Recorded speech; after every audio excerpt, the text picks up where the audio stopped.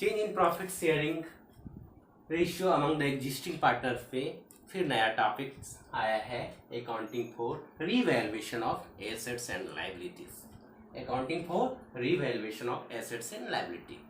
Accounting हम कैसे करते हैं एसेट्स और लायबिलिटी का रिवैल्यूएशन करके, मतलब एसेट्स और लायबिलिटी का रिवैल्यूएशन क्यों करते हैं और रिवैल्यूएशन करने के बाद अकाउंटिंग कैसे करते हैं, उसके बारे में आज हम देखेंगे और पढ़ेंगे। सबसे पहले हम आप लोगों को समझाते हैं कि अगर जो प्रेजेंट पार्टनर के प्रॉफिट शेयरिंग रेशियो में हम चेंज करना चाहते हैं, अगर चेंज करते समय में क्या होगा, चेंज करते समय फर्म का एसेट्स और लायबिलिटी का भी रिवैल्यूएशन किया जाना चाहिए।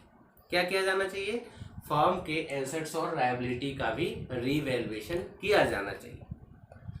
अब प्रॉफिट शेयरिंग रेशियो में चेंज करने समय क्यों किया जाना चाहिए? इसका कारण है कि एसेट्स और लायबिलिटी का एक्चुअल वैल्यू जो है बैलेंस शीट में दिखाए गए वैल्यू से डिफरेंट हो सकता है। अब बताओ डिफरेंट कैसे होगा कि बैलेंस शीट में दिखाया गया है, अभी जो वैल्यू है वो क्यों डिफरेंट हो सकता है? कारण है ना कि धीरे धीरे समय बीतते जाएगा तो क्या होगा, हो सकता है उसका जो है डिप्रिसिएशन होगा, या हो सकता है वो ज़्यादा अगर मतलब अच्छा रहा तो ज़्यादा उसका वैल्यू मिलेगा। मतलब कुछ एसेट्स का वैल्यू को मतलब घट सकता है और कुछ एसेट्स का वैल्यू कम हो सकता है। किस कारण से? समय व्यतीत होने के कारण। जितना टाइम बीतेगा उसके कारण से कुछ एसेट्स का वैल्यू घटेगा और कुछ का कम होगा। अब इन चेंजेस को रिकॉर्ड करेंगे ना, तो वो कि एसेट्स का वैल्यू बढ़ गया, लायबिलिटी का वैल्यू बढ़ गया, लायबिलिटी का वैल्यू घट गया। अगर एसेट्स और लायबिलिटी का जो इसी कारण से वैल्यू घटना और बढ़ना, उसके कारण से हम रिवैल्यूएशन करना आवश्यक हो जाता है, क्योंकि एसेट्स और लायबिलिटी के मूल्य में चेंज जो है प्रॉफिट शेयरिंग रेशियो में चेंज होने के पूर्व का पीरियड का होता है। पूर्व का पीरियड के होने के कारण हम क्या करते हैं कि पूर्व का पीरियड होने के कारण ये जो है मतलब ओल्ड प्रॉफिट शेयरिंग रेशियो में हमको डिस्ट्रीब्यूट करते हैं और डिस्ट्रीब्यूट किया भी जाना चाहिए। अब जब ओल्ड प्रॉफिट शेयरिंग रेशियो में डिस्ट्रीब्यूट करते हैं, तो जब डिस्ट्रीब्यूट करते हैं और इसका क्या बोलते हैं एसेट्स और लायबिलिटी का रिवैल्यूएशन करते हैं, और इसी उद्देश्य के कारण जो है हम एक रिवैल्यूएशन अकाउंट बनाते हैं। किस उद्देश्य के लिए? जो हमारा चेंजेस होता है समय बीतने के कारण, एसेट्स और लायबिलिटी में जो चेंजेस होता है उस चेंजेस को रिकॉर्ड करने के लिए हम क्या करते हैं, एक रिवैल्यूएशन अकाउंट बनाते हैं।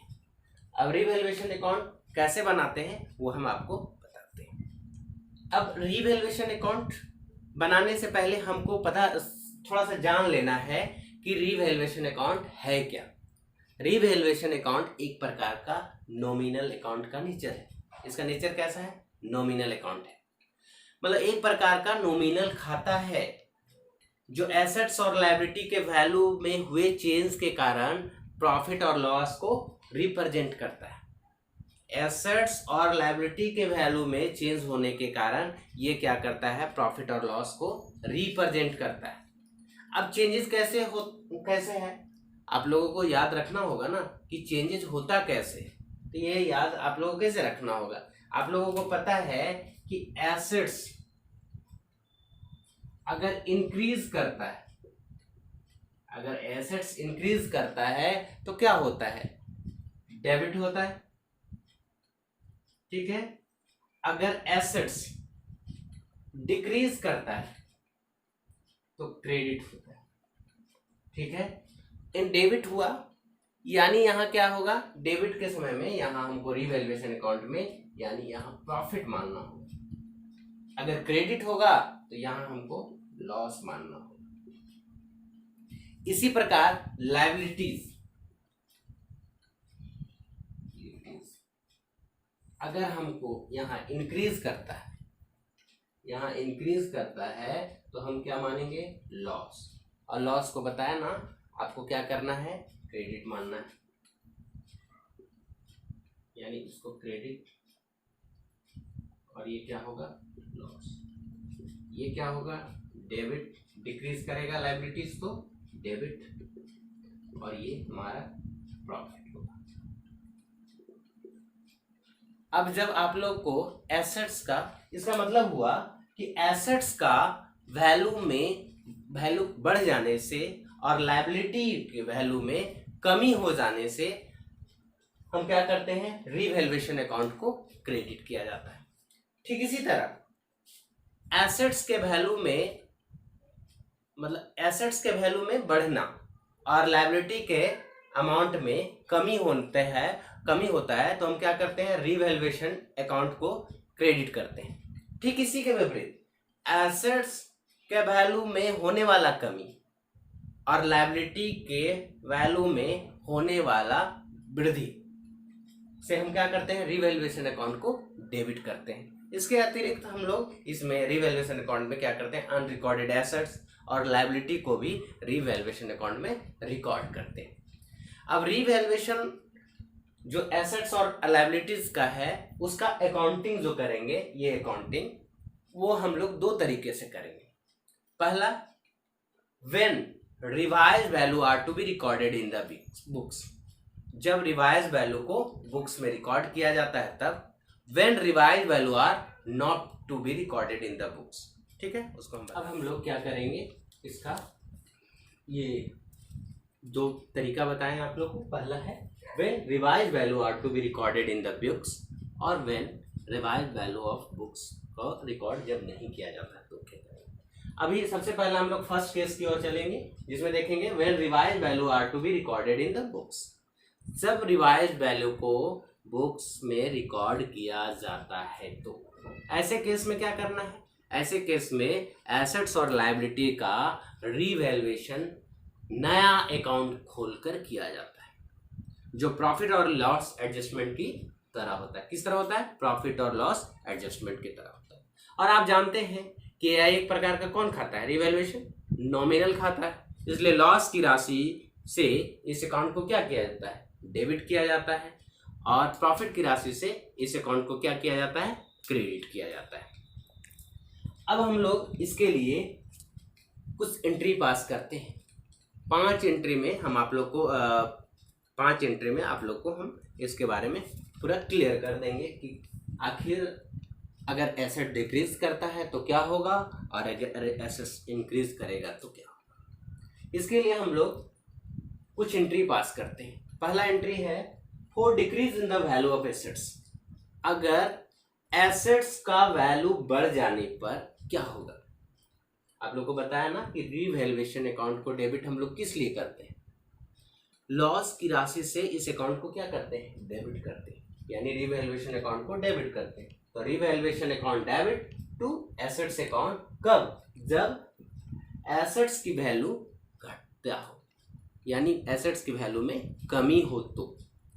दूसरा हम लोग जनरल एंट्री कब करेंगे, जब एसेट्स की वैल्यू में बढ़ोतरी हो, इंक्रीजेस हो, for increase in the value of assets, जब एसेट्स की वैल्यू में इंक्रीजेस हो तो हम लोग क्या करेंगे, एसेट्स अकाउंट को डेबिट करेंगे to revaluation account, assets account debit to revaluation account. ठीक इसी प्रकार अगर हमारा इंक्रीज हो किसमें, लायबिलिटी के वैल्यू में इंक्रीजेस हो, increase in the value of liability, तो रीवैल्यूएशन अकाउंट को डेबिट करेंगे टू लायबिलिटीज अकाउंट। ठीक है, ठीक इसी प्रकार अगर decrease in the value of liability, liabilities की वैल्यू में डिक्रीज हो जाए तो क्या करेंगे, लायबिलिटीज अकाउंट को डिक्रीज करेंगे, लायबिलिटीज अकाउंट को डेबिट करेंगे टू रीवैल्यूएशन अकाउंट से।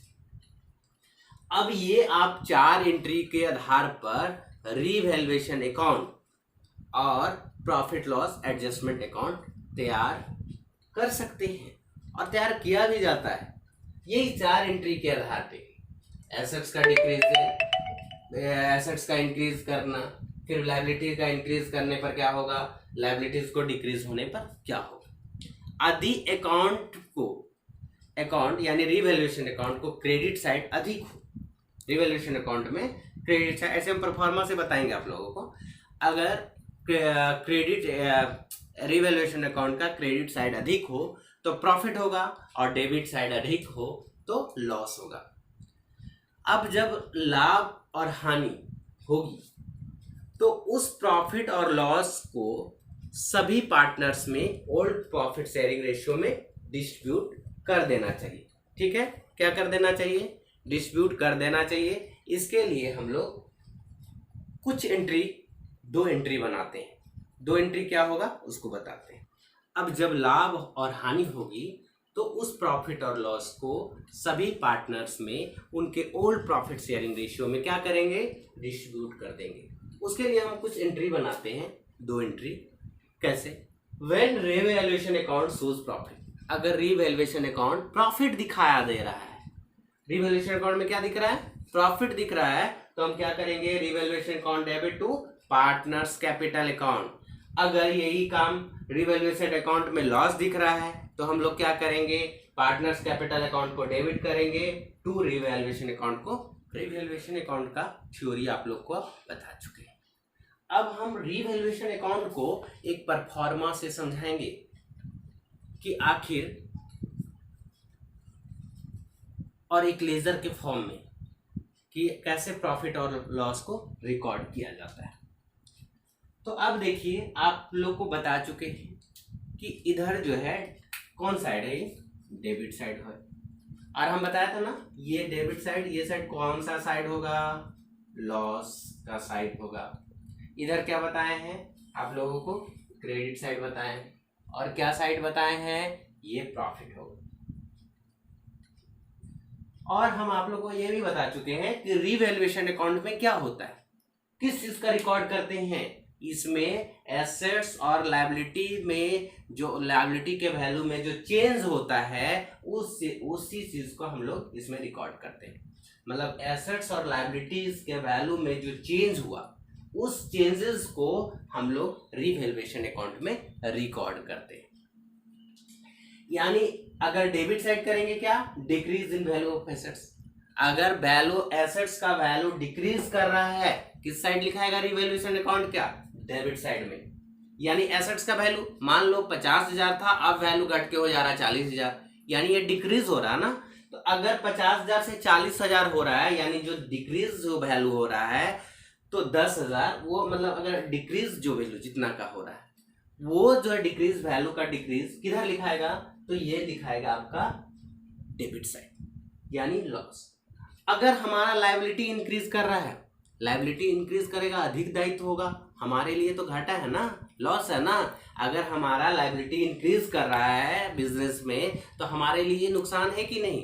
तो अगर नुकसान है, लॉस है, तो किधर लिखाएगा? Debit side लिखाएगा। उसी तरह अगर अनरिकॉर्डेड लायबिलिटी बढ़ गया, अनरिकॉर्ड, हमारे पास कोई रिकॉर्ड नहीं है लायबिलिटी का, लेकिन अगर बढ़ते जाता है तो भी लॉस होता है ना, तो भी हम डेबिट साइड लिखेंगे। अब इसी प्रकार अगर हमारा assets, value of assets increase करता है, एसेट्स अगर इंक्रीज करता है, मान लो 40,000 था एसेट्स का, अभी हो गया 50,000, अभी हो गया 60,000, जितना इंक्रीज करेगा वो किधर लिखाएगा? वो प्रॉफिट होगा ना मेरे लिए। तो जितना प्रॉफिट होगा वो सारा क्रेडिट साइड लिखेंगे। उसी प्रकार से अगर डिक्रीज करेगा लायबिलिटी, पहले मेरे पास 5 लाख का लायबिलिटी डिक्रीज, अभी हम प्रॉफिट कमाए, लायबिलिटी चुका दिए, यानी हमारा लायबिलिटी धीरे धीरे क्या हो रहा है? कम हो रहा है।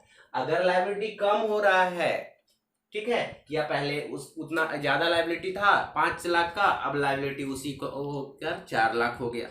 अगर हमारा लायबिलिटीज डिक्रीज करता है तो मेरे लिए प्रॉफिट होगा कि नहीं? तो प्रॉफिट होगा तो भी हम क्रेडिट साइड रिकॉर्ड करेंगे। इसी तरह अनरिकॉर्डेड एसेट्स, यानी अगर अनरिकॉर्डेड एसेट्स मेरे पास आ जाए, अधिक इंक्रीज हो जाए अनरिकॉर्डेड एसेट्स, तो भी हम इधर क्या लिखेंगे? क्रेडिट साइड लिखेंगे। अब आप लोगों को पता है कि अगर क्रेडिट साइड, ये साइड अगर हमारा अधिक है और ये साइड कम है, मतलब डेबिट साइड कम है, क्रेडिट साइड अधिक है, डेबिट साइड कम है, तो हमारा क्या होगा? प्रॉफिट होगा। और वो प्रॉफिट जो आएगा वो कहाँ ट्रांसफर करेंगे? पार्टनर्स कैपिटल अकाउंट में। किस रेशियो में? ओल्ड रेशियो में। जितने पार्टनर हो गए, 1 2 3 जितने पार्टनर हो, सो मतलब क्रेडिट साइड से अगर डेबिट साइड में कमी हो, क्रेडिट साइड से डेबिट साइड में कमी हो, अगर इधर 5 लाख आ जाए, इधर 4 लाख आए, जो 1 लाख होगा वो हमारा जो प्रॉफिट होगा वो हम लोग किधर? प्रॉफिट ट्रांसफर करेंगे। अगर अपोजिट हो जाए, अगर हमारा लॉस यानी डेबिट साइड अधिक हो जाए और हमारा क्रेडिट साइड अधिक हो जाए कम हो जाए तो हमारा लॉस ट्रांसफर करेंगे किसमें, पार्टनर्स कैपिटल। अब वो लॉस कौन बेयर करेगा, पार्टनर्स करेगा। तो इसका मतलब रीवैल्यूएशन अकाउंट क्यों बनाते हैं कि आज के डेट में मेरे पास कितना लॉस हो रहा है, कितना प्रॉफिट हो रहा है, उस चीज का रिकॉर्ड, उस चीज को जानने के लिए हम लोग रीवैल्यूएशन अकाउंट क्रिएट करते हैं और बनाते हैं। तो रीवैल्यूएशन अकाउंट अब लोग समझ गए कि एसेट्स और लायबिलिटीज का जो चेंजेज होता है उसका हम लोग यहाँ पे रिकॉर्ड करते चलते हैं। फर्स्ट केस आपको बता दिए कि when revised value are to be recorded in the books, ये बता चुके हैं। अब सेकेंड केस है when revised value are not to be recorded in the books. जब रिवाइज वैल्यू को बुक्स ऑफ अकाउंट में रिकॉर्ड नहीं किया जाता है। क्या करते, काहे नहीं किया जाता है, क्यों नहीं किया जाता है? कभी कभी क्या होता है, पार्टनर्स जो है एसेट्स और लायबिलिटीज के रिवाइज वैल्यू को बुक्स ऑफ अकाउंट में दिखाना नहीं चाहते, शो नहीं करना चाहते हैं। क्यों? वो भी शो नहीं करना चाहते हैं और आपका बैलेंस शीट में जनरल रिजर्व पड़ा हो उसको भी डिस्ट्रीब्यूट नहीं करना चाहते। आखिर ऐसा क्या, तब क्या करेंगे? अगर नहीं करना चाहते हैं, पार्टनर्स लोग कहेंगे कि हम नहीं, ना मेरा प्रॉफिट होगा डिस्ट्रीब्यूट, और जो एसेट्स और लायबिलिटीज का भी रिवाइज वैल्यू है वो भी हम डिस्ट्रीब्यूट नहीं, मतलब रिवाइज वैल्यू को हम शो नहीं करेंगे और ना ही जनरल रिजर्व को डिस्ट्रीब्यूट करेंगे। तो उस केस में हमको क्या करना है? उस केस में हमको एडजस्टमेंट एंट्री के द्वारा कैपिटल अकाउंट के माध्यम से हम कोई भी एडजस्टमेंट करेंगे। कैसे करेंगे? गेनिंग पार्टनर्स के कैपिटल अकाउंट को डेबिट, क्या करेंगे? गेनिंग पार्टनर्स के कैपिटल अकाउंट को डेबिट और सैक्रिफाइसिंग पार्टनर्स के कैपिटल अकाउंट को क्रेडिट करके हम लोग एडजस्टमेंट करेंगे। अब ऐसा कैसे करेंगे? इसके लिए हम कुछ स्टेप्स यहाँ बोर्ड पे लिखे हैं, स्टेप के माध्यम से बताते हैं कि in this regard following steps are taken. इसके माध्यम से हम लोग कुछ जो है स्टेप्स लिखे हैं, उस स्टेप्स को हम लोग फॉलो करके क्या करेंगे कि अगर when revised value are not recorded in the books, तब हम लोग कैसे क्वेश्चन को सॉल्व करेंगे, उसके लिए हम लोग कुछ स्टेप्स लिखे। पहला स्टेप्स क्या है कि पहला स्टेप्स में है calculation of net effect of revaluation. Revaluation का नेट इफेक्ट को ज्ञात करेंगे। कैसे ज्ञात करेंगे? उसके लिए हमको increase in value of assets को लिखना होगा। वैल्यू इंक्रीज कितना हुआ उसका वैल्यू लिख लेंगे, एसेट्स का इंक्रीज जो वैल्यू हुआ उसको लिख लेंगे। उसमें से हम क्या ऐड करेंगे? अनरिकॉर्डेड एसेट्स है उसका जो इंक्रीज किया है, तो अनरिकॉर्डेड एसेट्स अगर इंक्रीज है उसको भी ऐड कर लेंगे।